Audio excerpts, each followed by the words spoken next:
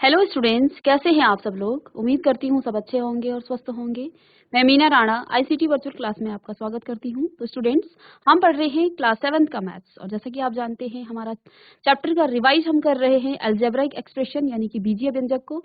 और यहाँ पे हमने कुछ टर्म्स जाने थे कल की क्लास में। आगे के कुछ कॉन्सेप्ट और क्वेश्चन को हम सॉल्व करेंगे। तो चलिए चलते हैं स्मार्ट बोर्ड पर कि अलजेब्राइक एक्सप्रेशन होते क्या हैं। एक्सप्रेशन में क्या क्या चीजें हमने यहाँ पे देखी है। हमने आपसे क्या कहा कि आपके पास एक एक्सप्रेशन होगा जैसे 4x प्लस 5y प्लस 6। ये आपके पास कोई एक्सप्रेशन है। इस एक्सप्रेशन में आपने क्या देखा कि यहाँ पे आपके पास चर होते हैं, यानी कि आपके वेरिएबल्स होते हैं, वेरिएबल।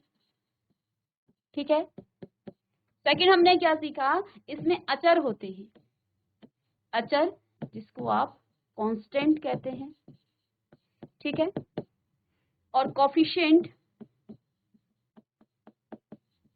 यानी कि गुणांक जिसको आप कहते हैं। ठीक है।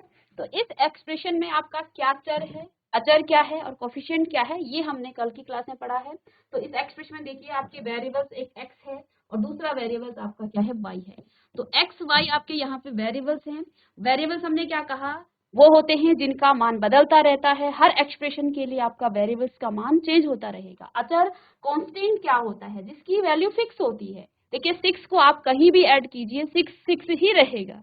ठीक है। लेकिन ये जो 4x है, ये हर जो ये x है यानी कि वेरिएबल्स, ये हर एक्सप्रेशन के लिए, हर इक्वेशन के लिए क्या होगी, चेंज होती रहेगी। तो x का मान फिक्स नहीं है, लेकिन जो 6 है, 6 को आप यहाँ ऐड कीजिए, किसी दूसरे स्कूल में आप ऐड करेंगे, कहीं भी आप 6 को ऐड करेंगे तो 6 ही रहेगा। 6 की वैल्यू हमेशा फिक्स रहती है।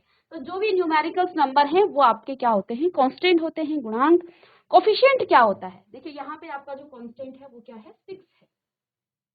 तो कोफिशिएंट क्या होते हैं, वेरिएबल्स के साथ, वेरिएबल्स के साथ जो भी आपको गुणा में दिखे, उसके साथ गुणांक में दिखे, उसको आप क्या कहते हैं, इसके कोफिशिएंट कहते हैं। ठीक है। तो कोफिशिएंट क्या हो गए, देखिए यहाँ पे कोफिशिएंट क्या होगा, x का कोफिशिएंट 4 है और y का कोफिशिएंट क्या है, 5 है। तो अलग अलग, क्योंकि आपको ऐसा पूछा जाएगा क्वेश्चन में कि कोफिशिएंट ऑफ x और कोफिशिएंट ऑफ y।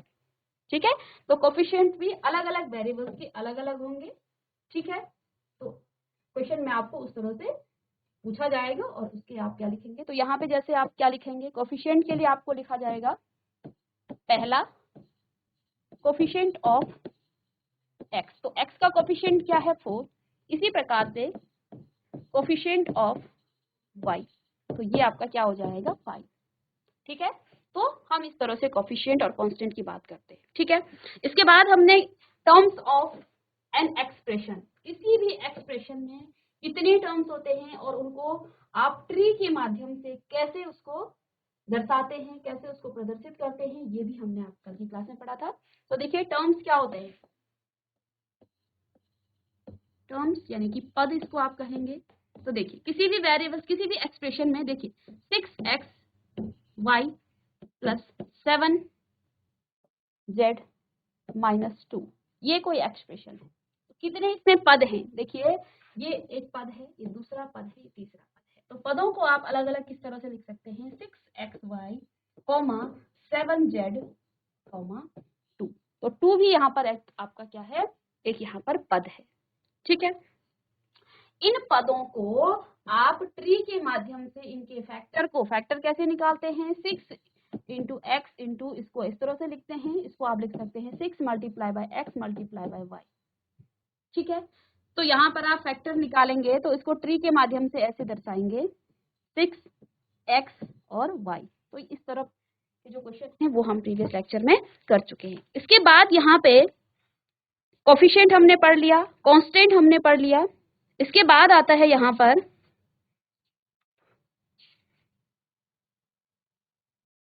चलिए इसे 6xy प्लस 7z माइनस 2। तो यहाँ पे कितने पद हैं, यहाँ पे 3 पद हैं। अब नेक्स्ट हम पढ़ेंगे इसमें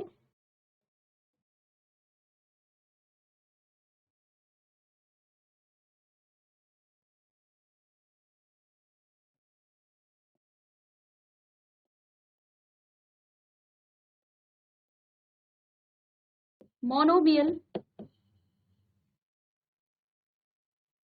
मोनोमियल्स, बाइनोमियल्स,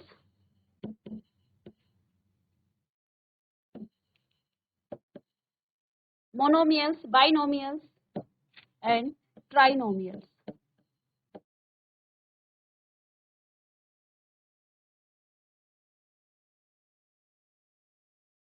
ठीक है,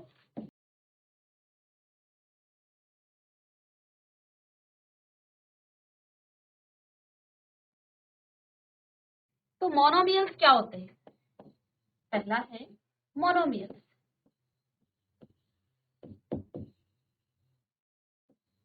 हिंदी में आप इसको एक पदी कहेंगे, एक पदी।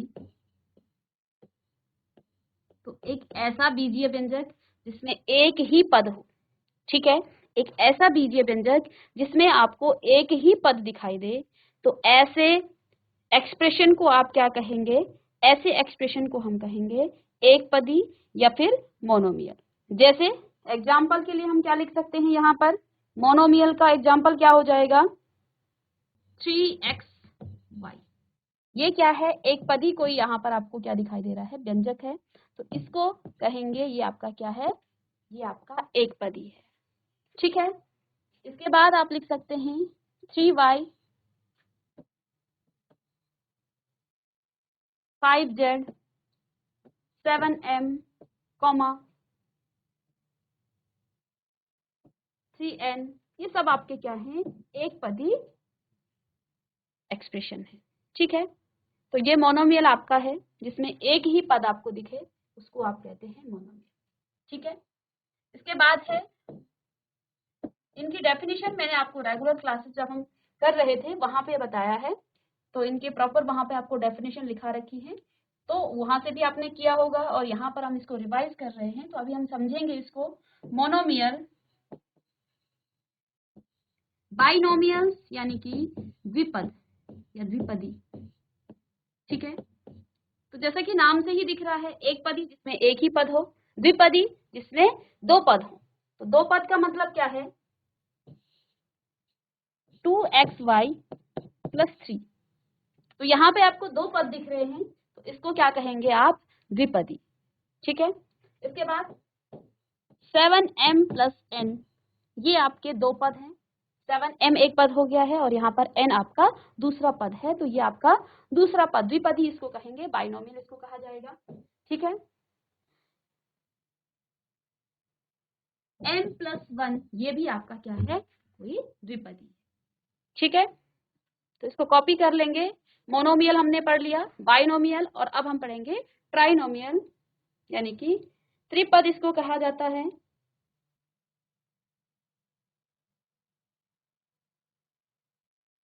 चलिए नेक्स्ट है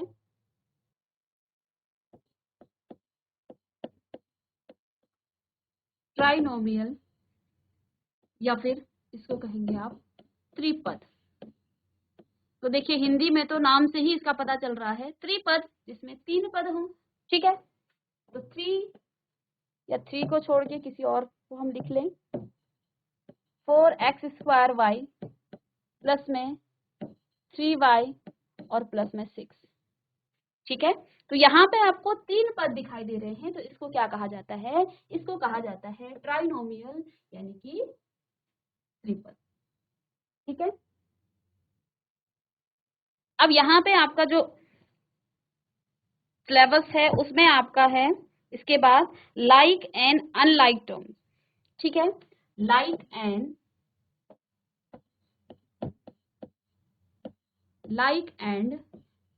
अनलाइक टर्म।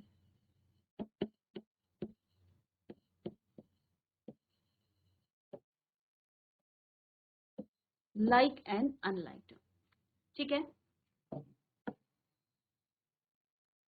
तो लाइक का मतलब क्या है? समान पद, और अनलाइक का मतलब क्या है? असमान पद। ठीक है, लाइक का मतलब होगा समान पद। तो देखिए लाइक टर्म्स होते क्या हैं? पहले यहाँ पे लाइक टर्म्स के बारे में पढ़ेंगे। Like term,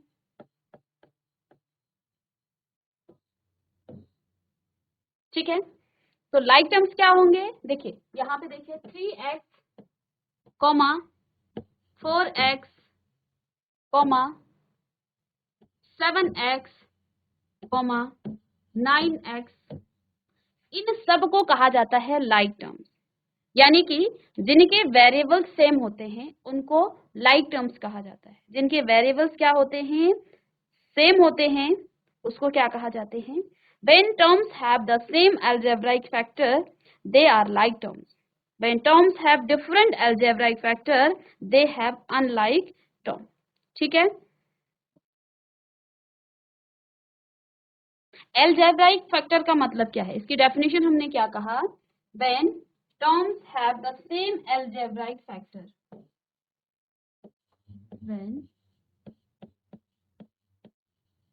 term have same algebraic factor.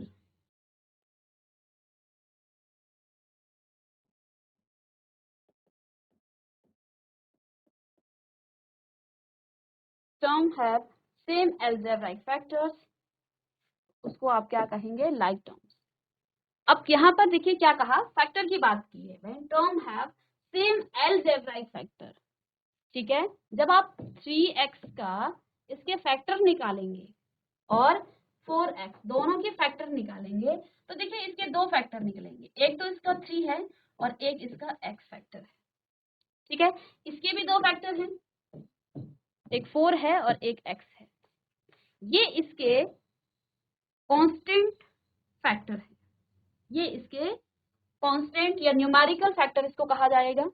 ठीक है, तो ये इसके न्यूमेरिकल फैक्टर हो गए हैं और ये इसका अलजेब्राइक फैक्टर है। तो देखिए दोनों के फैक्टर 3x और 4x के जब हमने फैक्टर निकाले तो दोनों के फैक्टर में दोनों के अलजेब्राइक जो फैक्टर हैं वो सेम है, यानी कि जिनके वेरिएबल सेम हो। अब सेम का मतलब ऐसा नहीं है कि यहाँ पे मैं लिख रही हूँ कि 3x स्क्वायर और यहाँ पे 4x और मैं इसको कहूंगी ये लाइक टर्म्स, नहीं, ये आपके लाइक टर्म्स नहीं है। क्यों? क्योंकि जब आप इसके फैक्टर निकालेंगे, जब आप इसके फैक्टर निकालेंगे तो आपको यहाँ पे न्यूमेरिकल फैक्टर तो 3 मिलेगा, लेकिन जब अलजेब्राइक फैक्टर आप करेंगे, अलजेब्राइक का मतलब क्या है, जब इसके वेरिएबल का आप फैक्टर निकालेंगे तो यहाँ पे आपको x और x मिलेगा, क्योंकि एक्स स्क्वायर का मतलब क्या है, x इंटू एक्स। और इसके जब आप फैक्टर निकालेंगे अगेन 4 और ये x आ जाएगा। तो फैक्टर देखिए डिफरेंट है। ठीक है, तो लाइक टर्म्स में आपको सिर्फ ये नहीं देखना है कि आपके जो न्यूमेरिकल जो नंबर हैं उनके साथ x है, x स्क्वायर है, तब भी वो आपका क्या होगा, लाइक, ऐसा नहीं है। हम उसके फैक्टर निकालेंगे, यानी कि यहाँ x है तो यहाँ भी x होना चाहिए, ऐसा नहीं यहाँ x स्क्वायर आ गया तो ये दोनों सेम हो गई, ऐसा नहीं होता है। क्योंकि इसकी जो डेफिनेशन क्या है, when the terms have same algebraic factor, इस चीज पे हमें ध्यान फोकस करना है, सेम अलजेब्राइक फैक्टर।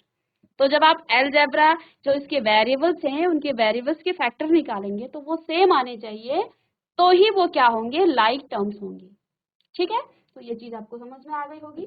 ठीक है, तो ये आपका क्या होगा, ये दोनों तो आपके लाइक टर्म्स होंगे, ये आपके लाइक टर्म्स होंगे, लेकिन ये आपके लाइक टर्म्स नहीं हैं क्योंकि इनके अलजेब्राइक फैक्टर में डिफरेंस आ रहा है। यहाँ पे देखिए ये 2x इंटू एक्स आ गया है और यहाँ पर आपका एक ही x है, तो ये लाइक टर्म्स नहीं होगा। ठीक है,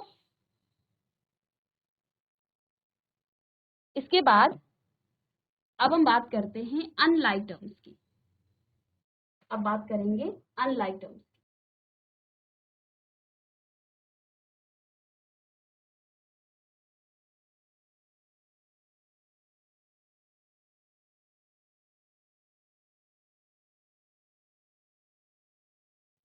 चलिए, इसी का सेकंड है unlike term.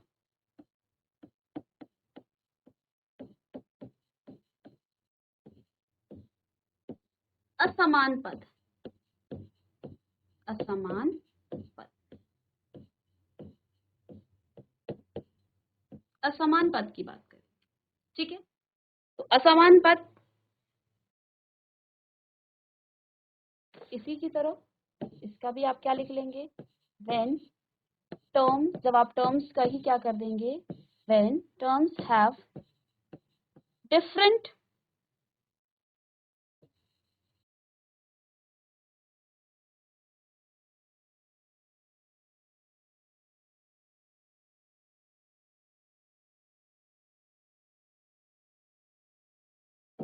algebraic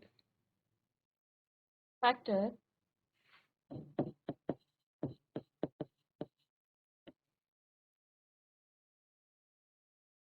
they are unlike terms.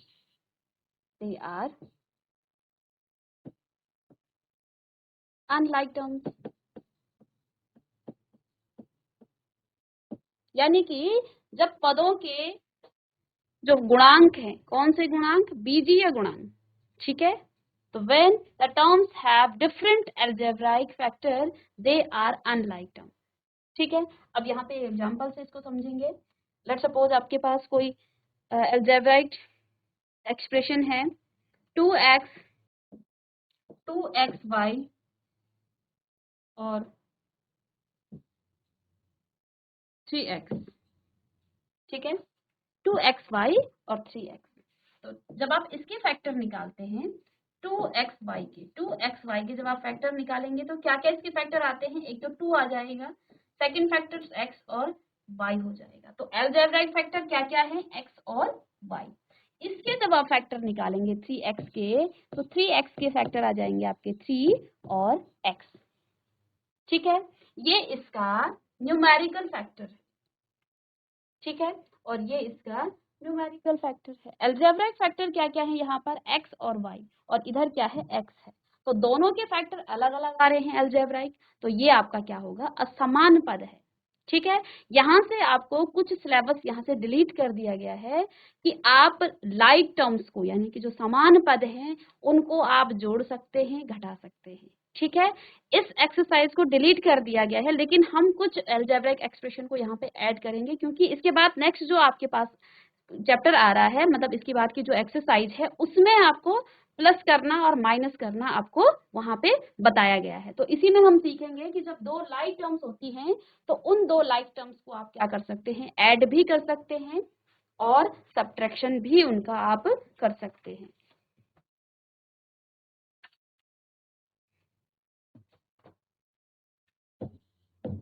तो यहाँ पर आप लिख सकते हैं एडिंग एंड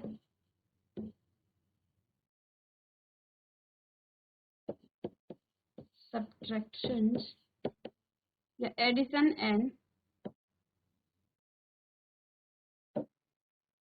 एडिंग की जगह पर आप लिख सकते हैं एडिशन. ठीक है,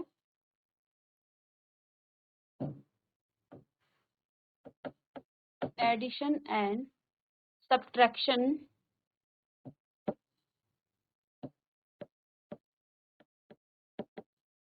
addition and subtraction of algebraic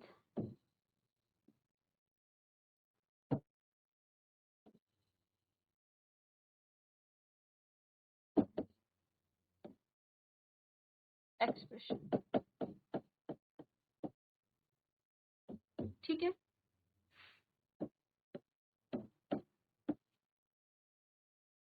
तो देखिए आप एडिशन और सब्ट्रैक्शन कर सकते हैं, किसका कर सकते हैं, अलजेब्रिक एक्सप्रेशन. ठीक है,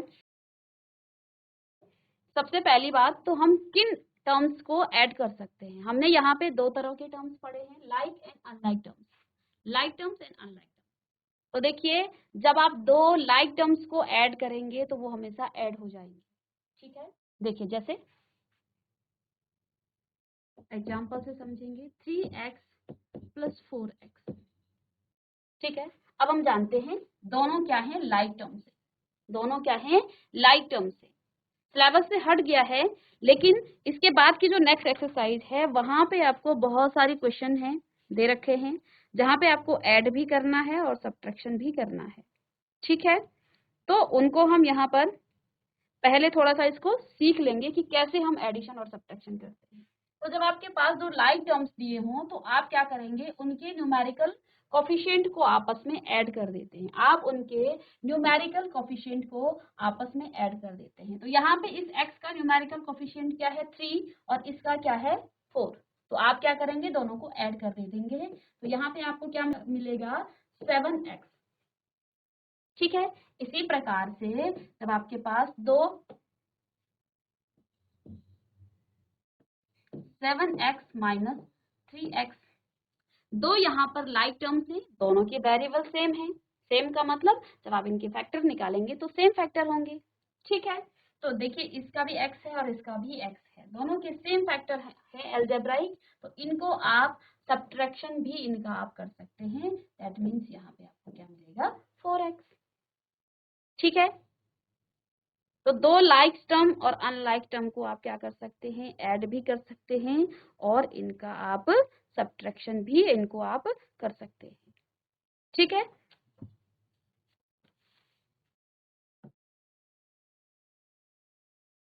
तो ये तो आपके कॉन्सेप्ट थे जिनको हमने पढ़ लिया है। इसके बाद हम कुछ क्वेश्चन पर जाएंगे जो आपकी एक्सरसाइज के क्वेश्चंस हैं, उनको हम सॉल्व करेंगे। तो अभी तक हमने अलजेब्रिक एक्सप्रेशन में क्या क्या पढ़ लिया है उनको हम देखेंगे। ठीक है, तो चलिए यहाँ पर आपको क्या दे रखा है, get the algebraic expression in the following cases using variables constant and arithmetic operation. Arithmetic operation का मतलब क्या है, प्लस माइनस, डिवीजन और आपका मल्टीप्लिकेशन। ठीक है, कुछ स्टेटमेंट दिया है, यहाँ पर आपको कुछ स्टेटमेंट दे रखे हैं, आपको क्या करना है, वेरिएबल्स को भी यूज करना है। ठीक है, कांस्टेंट और अरिथमेटिक ऑपरेशन लगाना है, यानी कि टोटली आपको जो यहाँ पर स्टेटमेंट दे रखे हैं उनसे आपको एक्सप्रेशन बनाने हैं। ठीक है, तो यहाँ पे पहला एक्सप्रेशन क्या है, subtract of z from y। Subtract of z, अब कुछ बच्चे क्या करते हैं, सब्ट्रैक्ट ऑफ z, तो z में से आप क्या कर देते हैं, बच्चे यहाँ पर क्या गलती करते हैं, z को z माइनस वाई बना देते हैं। क्या लिखते हैं, क्या पढ़ते हैं, subtract of z from y। ठीक है, फ्रॉम का मतलब क्या है, सिर्फ ये चीज देखते हैं, z को आप क्या कर रहे हैं, माइनस कर रहे हैं। कहाँ से करना है, सब्ट्रैक्ट कौन हो रहा है, सब्ट्रैक्ट ऑफ z, किसको हम घटा रहे हैं, z को, और कहाँ से, फ्रॉम y। तो स्टेटमेंट के अकॉर्डिंग यहाँ पर देखिए क्या आएगा, सब्ट्रैक्ट ऑफ z, z हो रहा है सब्ट्रैक्ट। ठीक है, कहाँ से, फ्रॉम y से, तो y माइनस z आपके पास यहाँ पर आ जाएगा। ठीक है, इसके बाद, और ये आपका क्या है, एक एक्सप्रेशन है। ठीक है, ये एक क्या है, एक्सप्रेशन है। इसके बाद देखिए second, 1/2 of the sum of number x and y। 1/2, 1/2 का मतलब किसका, हाफ करना है किसका, sum of the number x and y। पहले हम इस चीज को देखें, किसका हाफ करना है, बाद में करेंगे हाफ। ठीक है, ऑफ द नंबर, किसका नंबर, किस नंबर का हाफ करना है, sum of number x and y। x, sum का मतलब क्या होता है, जोड़ना, x y को आप क्या करेंगे, x प्लस वाई, इसका 1/2, 1 इसको 1/2। ठीक है, तो जब आप इसको आगे सॉल्व करेंगे तो यहाँ क्या आ जाएगा, x प्लस वाई अपॉन 2। ठीक है, इसका आंसर क्या आ जाएगा, x प्लस वाई अपॉन 2। ठीक है, यहाँ से पढ़ेंगे sum of the number x and y। पहले हमें x और y का सम करना है, इन दोनों का सम करके 1/2 करना है, तो 1/2 कर दिया है इसका। ठीक है,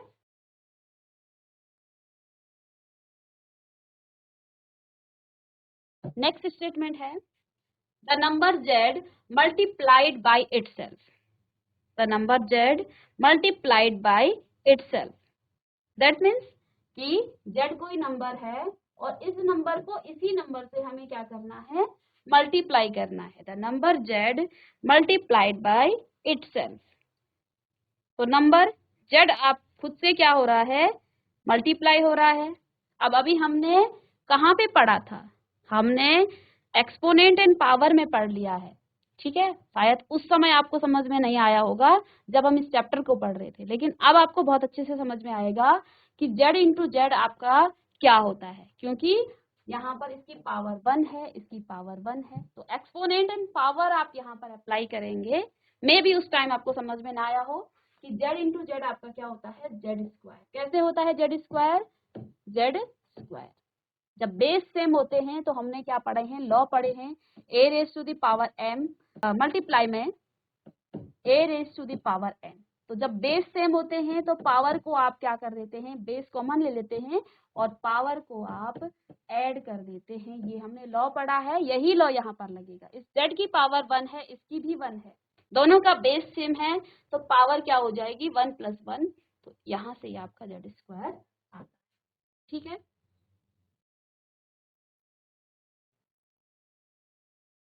चलिए इसके बाद नेक्स्ट स्टेटमेंट है 1/4 of the product of the number p and q।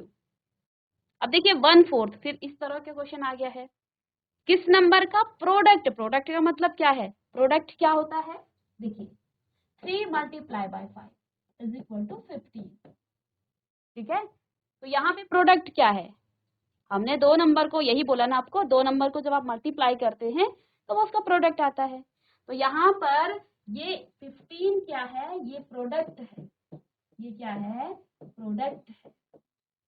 ठीक है, 15 आपका प्रोडक्ट है। किसका प्रोडक्ट है, 3 और 5 का। तो 3 और 5 क्या है, ये 15 के फैक्टर हैं, ये इसके फैक्टर हैं। आई बात समझ में, ये इसके फैक्टर हैं, ये फैक्टर हैं। ठीक है, तो ये दोनों क्या है, ये इसका प्रोडक्ट है। अब यहाँ पे स्टेटमेंट क्या कह रही है, स्टेटमेंट कह रही है कि हमें क्या करना है, 1/4 of the product of PQ। PQ, तो PQ का प्रोडक्ट आप कैसे निकालेंगे, जब P और Q को आप मल्टीप्लाई करेंगे।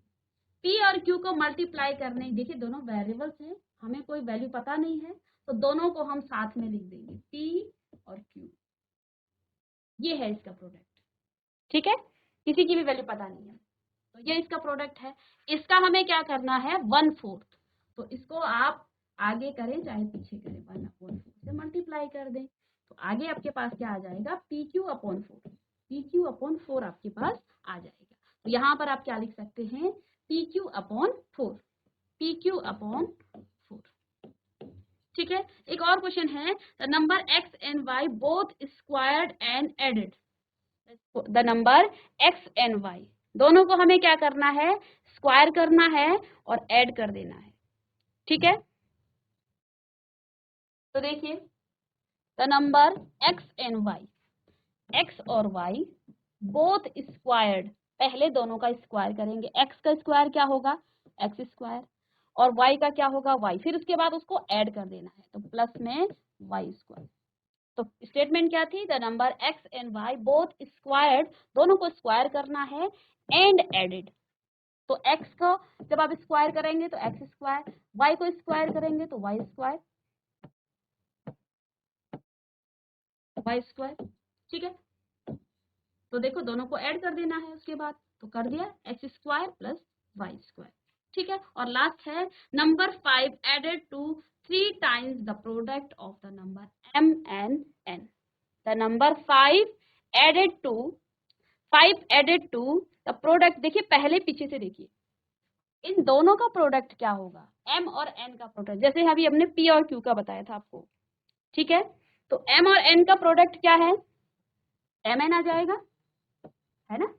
m इंटू n को जब आप प्रोडक्ट करेंगे, मल्टीप्लाई करेंगे, तो प्रोडक्ट क्या होता है, जो मल्टीप्लाई करने के बाद आता है। तो इन दोनों का प्रोडक्ट क्या है, 3 टाइम द प्रोडक्ट, यानी कि 3 टाइम्स का मतलब क्या है, 3 से मल्टीप्लाई करना है।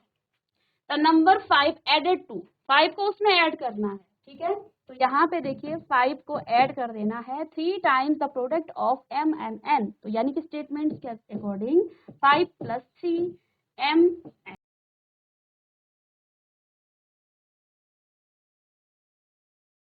और यहाँ पर इन दो स्टेटमेंट को आप होमवर्क करके लाइए। ठीक है,